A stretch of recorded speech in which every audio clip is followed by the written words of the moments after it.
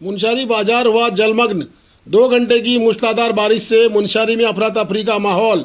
बारिश के साथ ओलावृष्टि व गर्जना से मुनस्यारी में माहौल अफरा तफरी का बन गया। भारी बारिश के साथ साथ ओलावृष्टि से कहीं न कहीं काश्तकारों को भी नुकसान की संभावनाएं हैं। मुनस्यारी में किस तरह एक दुकानदार ओलावृष्टि के बाद अपनी दुकान को साफ करता हुआ।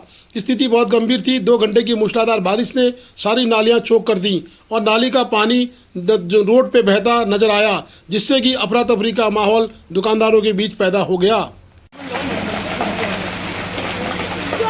ओ भयंकर हो गया बाप रे।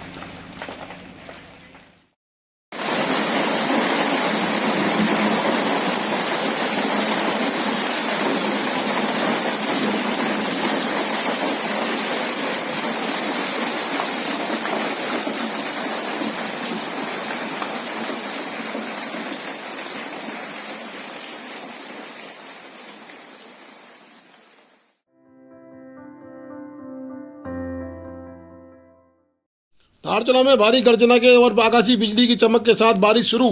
धारचूला में भी लगातार मूसलाधार बारिश हो रही है।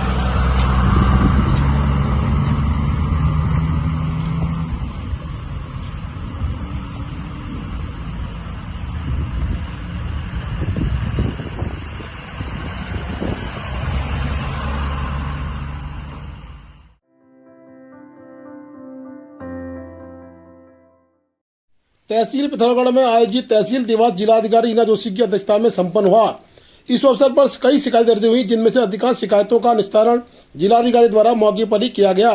दर्ज शिकायतों में से अधिकांश शिकायतें सीवेज से संबंधित थी। नगर की सीवेज समस्या से संबंधित शिकायतें पदम बहादुर पाल द्वारा की गई, जिनके द्वारा सीवेज का पानी घर में आने की शिकायत की गई। वहीं पिथौरागढ़ के शिकायतकर्ता अनिल जोशी द्वारा क्षेत्र में सीवर लाइन बनाने की मांग की गई है। इसके अलावा अन्य लोगों द्वारा भी सीवेज से संबंधित शिकायतें दर्ज कराई गईं, जिस पर जिलाधिकारी ने पेयजल निगम के अधिकारियों को निर्देश दिए कि सीवेज से संबंधित शिकायतों को गंभीरता से लिया जाए और तत्काल इनमें काम करा के इनका निस्तारण किया जाए। शेरीकांडा के प्रधान बीरू द्वारा शिकायत दर्ज करवाई गई कि पीडब्ल्यूडी द्वारा ग्राम में सड़क निर्माण के दौरान पेयजल लाइन क्षतिग्रस्त की गई है, जिसे ठीक करवाया जाना अति आवश्यक है। तत्काल जिलाधिकारी ने पीडब्ल्यूडी को आदेश किया कि पेयजल लाइन को दुरुस्त करें।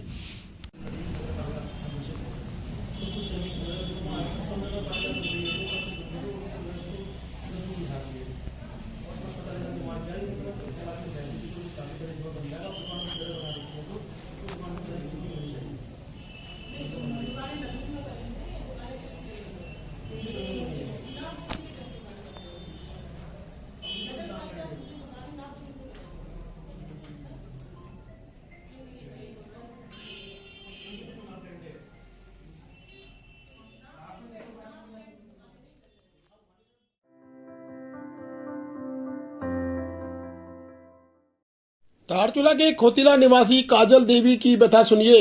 धारचूला निवासी काजल देवी के द्वारा खोतिला में 2 कमरे, किचन, लैट्रिन, बाथरूम का एक मकान निर्माण किया गया, जिसकी अवधि अभी 10 साल नहीं होने से उसको मुआवजा मिलने में परेशानी आ रही है। मकान का मालिकाना हक बेनाम बताया जा रहा है, परंतु मकान की स्थिति है जब मकान बना था उसके उपरांत जब मकान बहा था, उपजिलाधिकारी पटवारी स्थिति को देखने गए। उन्होंने वहां पर जाके उसकी फोटोग्राफी की, परंतु अब विडंबना यह है कि कागजों में उक्त मकान दर्ज नहीं है। इस विडंबना में कहीं न कहीं 6 माह से अपनी मकान के कुछ पैसे मिलने की बाट जोड़ी काजल देवी आज विस्थापन की मांग कर रही है, परंतु कहीं न कहीं प्रशासन के पास ऐसा कोई हथियार नहीं है कि इनका विस्थापन किया जाए। सरकार को सोचना चाहिए कि जिसका मकान या जिसकी दुकान डूब गई है, चाहे वो बेनाप हो नाप हो, आकर वो नुकसान में तो आया है, परंतु अब देखना कि प्रशासन शासन किस तरह से इनकी मदद करता है। 6 माह से ये आपदा शिविर स्टेडियम जवाहर सिंह नबियाल धारचूला में रह रही हैं।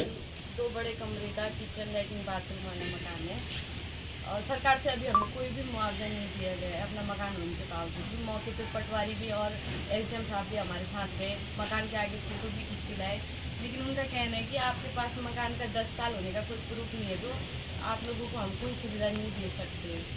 अब हम यही चाहते हैं कि हमारा मकान है, हम भी आपदा पीड़ित है, 6 महीने से हम भी यहीं स्टेडियम में रहते, तो हमें भी न्याय मिलना चाहिए, हमें भी मुआवजा मिलना चाहिए, विस्थापन में नाम आना चाहिए हमारा भी। मुख्यमंत्री जी से यही कहना चाहेंगे कि हमसे यही कहा था कि सबके साथ न्याय किया जाएगा, आपदा पीड़ितों के साथ, हम भी आपदा पीड़ित है, हमारे साथ भी न्याय किया जाए। जैसे औरों का विस्थापन होगा वैसे ही हमको भी विस्थापन की श्रेणी में लिया जाए। नाम काजल देवी।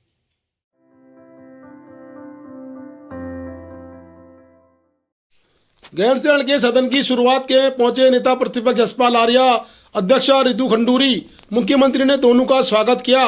साथ ही विधायकों ने भी सरकार को घेरने की रणनीति की तैयारी कर ली है। विधायकों ने साथ बैठकर सरकार को घेरने के लिए एक रणनीति तैयार की है।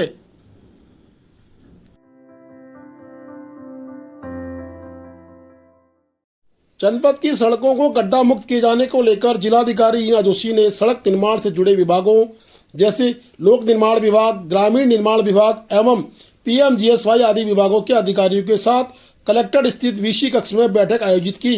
संबंधित अधिकारियों को आवश्यक दिशा निर्देश दिए। जिलाधिकारी ने लोक निर्माण विभाग और ग्रामीण विभाग के अधिकारियों को निर्देश दिए कि उनके डिवीजन के अंतर्गत स्थित ऐसी सभी सड़कें जिनमें गड्ढे हैं उनके पैचिंग कार्य की कार्य योजना बनाकर 2 दिन के भीतर प्रस्तुत करें। जिलाधिकारी ने कहा कि सड़कों को गड्ढा मुक्त किया जाना प्रदेश के माननीय मुख्यमंत्री जी की प्राथमिकता में शामिल किया गया है। गायिका भगवती दनपुरिया को मिला सुषमा स्वराज अवार्ड। भगत सिंह कोश्यारी के हाथों उक्त अवार्ड पाने से गायिका दनपुरिया ने सबका आभार जताया। साथ में रही भाजपा की महिला नेत्री कमला चुफाल, गिरीश जोशी, भाजपा के अध्यक्ष, समस्त भारतीय जनता पार्टी के पदाधिकारी मौजूद रहे। जिला पंचायत सभागार पिथौरागढ़ में उक्त कार्यक्रम हुआ।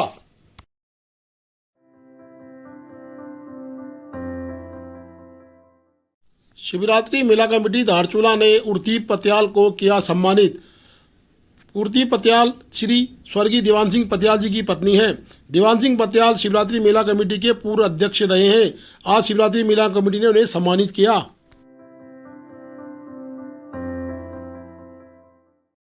मल्ली बाजार में युद्ध स्तर पे कार्य चल रहा है, परंतु जिस पत्थर ने 6 मकानों को तबाह कर दिया था उस पत्थर को तोड़ने में काफ़ी मशक्कत का सामना ठेकेदार को करना पड़ रहा है। लगातार मशीनों से उस पत्थर को तोड़ा जा रहा है।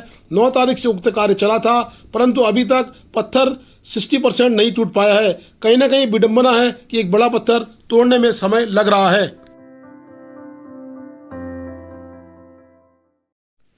विधानसभा सत्र की शुरुआत में ही कांग्रेस के विधायकों ने आज सरकार के खिलाफ धरना प्रदर्शन किया।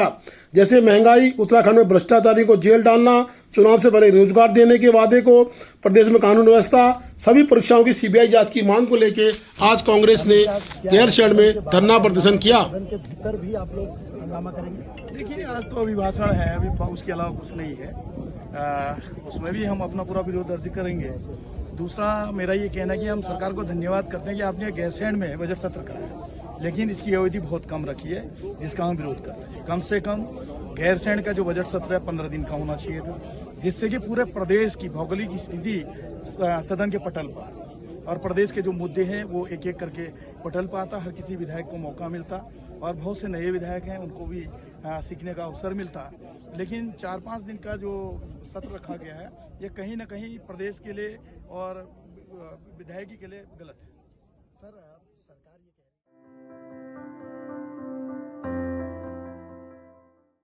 16 मार्च से होने वाली परिषदीय परीक्षाओं के लिए आज जिलाधिकारी ईना जोशी की अध्यक्षता में पिथौरागढ़ स्थित गंगोत्री गर्ब्याल राजकीय बालिका इंटर कॉलेज सभागार में एक आवश्यक बैठक संपन्न हुई। बैठक में उपस्थित केंद्र व्यवस्थापकों एवं कस्टोडियन को संबोधित करते हुए जिलाधिकारी ईना जोशी ने कहा कि पारदर्शी तरीके से परीक्षा को संपन्न कराया जाए। साथ ही बोर्ड परीक्षा नकल विहीन होनी चाहिए। इस बात पर विशेष ध्यान रखें कि परीक्षा में नकल बिल्कुल न होने पाए। बोर्ड परीक्षा अनुशासन के साथ संपन्न कराई जाए। परीक्षार्थियों को पूर्व में निर्देश जारी कर दिए जाए कि वे परीक्षा केंद्रों में मोबाइल व नकल में सहयोगी अन्य उपकरणों को अपने साथ न लाएं। एसडीएम साहब भी जाएंगे, तहसीलदार साहब भी जाएंगे, हम लोग भी जाएंगे वहाँ पे आपके केंद्र जो भी खासकर जो मैथ के पेपर होते हैं, साइंस के पेपर होते हैं, जिसमें सबसे ज़्यादा डर होता है, उसमें हम लोग भी विजिट करेंगे और नॉर्मल डेज में भी विजिट करेंगे। लेकिन सबसे ज़्यादा इम्पोर्टेंट है, हमें ध्यान रखना है कि जो परीक्षार्थी वहाँ पर जा रहे हैं परीक्षा केंद्रों में, उनको कोई किसी तरीके की समस्या ना हो। तो आपने इस मीटिंग में ARTO साहब को भी बुलाया है? कोई नहीं, यहाँ से निर्देश।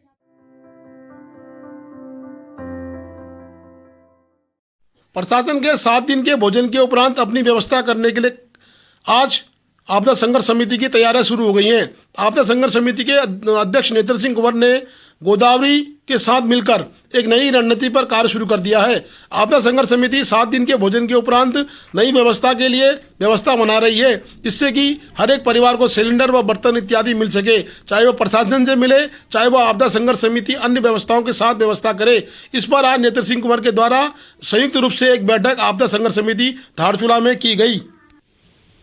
क्योंकि प्रशासन ने जो है इनको खाना देने से मना कर दिया है, अगले दिन हमारे एसडीएम से बात होने के बाद ये कहा गया कि हम 7 दिन और बढ़ा देंगे, क्योंकि उनका कहना है कि हम अब इसके बाद नहीं बढ़ा सकते हैं, सरकार ने हाथ खड़े कर दिया है।